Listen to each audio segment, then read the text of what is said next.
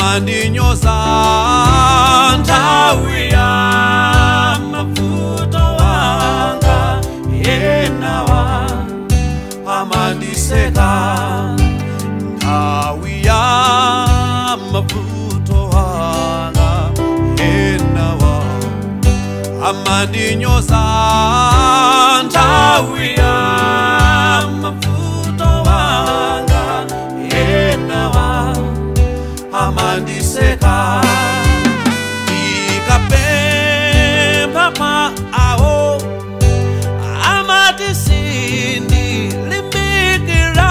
ine kulimbika ndimalimbika komazi mangofuta ndikavala zakuda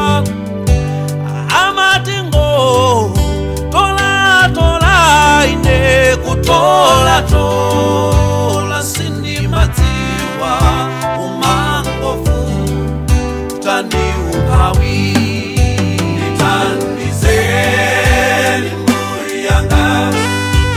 kutodzera chitonzo chikuti yawo wasindikire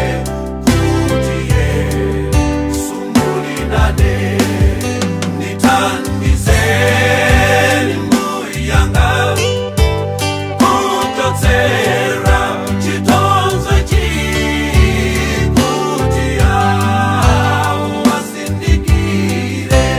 kuti Yesu mulipo nitandizeni muyanga